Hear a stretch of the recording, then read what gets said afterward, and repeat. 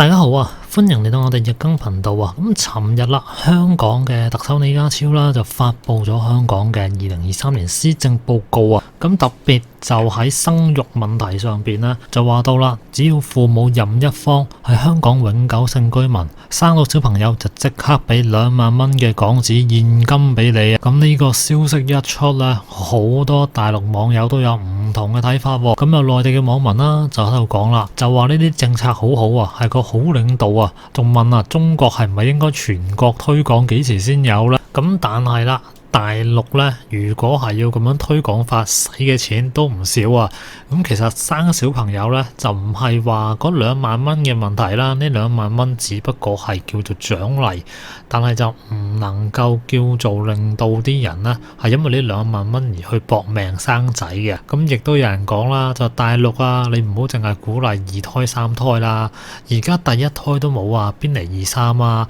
咁不如你直接第1胎就補貼俾人啦。咁其實我自己覺得啦，如果係要生嘅，咁始終都會生噶啦。你補唔補貼都冇乜用，唔生嘅一樣都係唔生，唔會為2萬蚊呢就去搞到自己要生多個小朋友嘅。咁其實大陸啊，有唔少省份呢都出咗唔少嘅鼓勵生育政策噶。咁譬如浙江啦，如果夫妻雙方至少其中一個係常山縣戶籍嘅家庭呢，喺3月16號起啊，就可以依法實施人類輔助生殖技術治療，而且生育成功，新出生嘅子女落戶喺常山縣嘅話，可以補助自費部分50%，補助每戶每次最高限額就3萬蚊啦。如果喺縣內醫療機構生育第2個、第3個嘅仔女，亦都係落戶常山嘅話，每年就會俾5000蚊同1萬蚊嘅育兒津貼，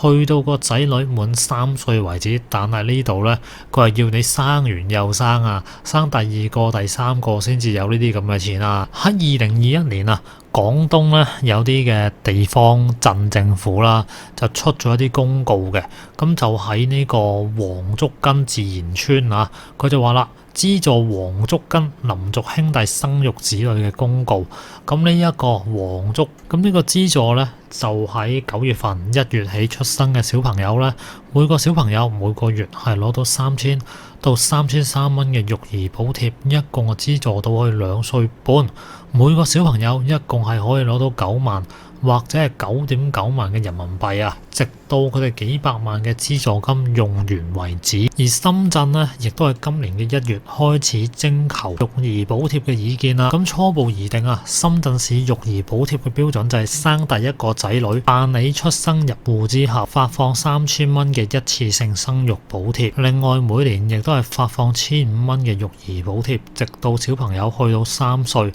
，3年呢，累計發放補貼係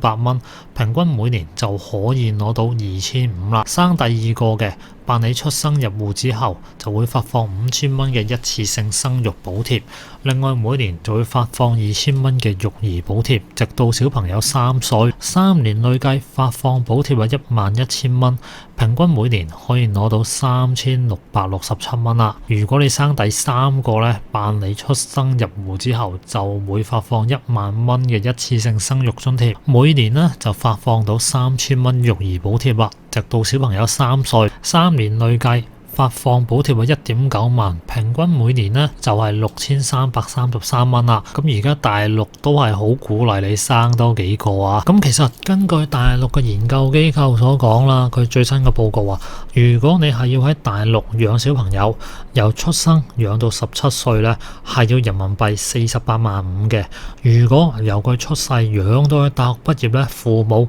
就要62.7萬嘅人民幣啊。咁樣睇落好似好多咁啊，係咪？咁但係香港方面呢，恒生銀行舊年做咗個估算啦，養小朋友平均每年係需要使28.4萬港紙㗎。如果係去到佢22歲先能夠經濟獨立呢，成本大概係624萬港紙啊。咁624萬港紙夠你買層樓咯啩？咁你會唔會為咗呢2萬蚊去生個小朋友呢？下邊留個言講下你哋嘅諗法，我知啦。咁我哋今集同大家睇到呢度先啦，下集再見啦，拜拜。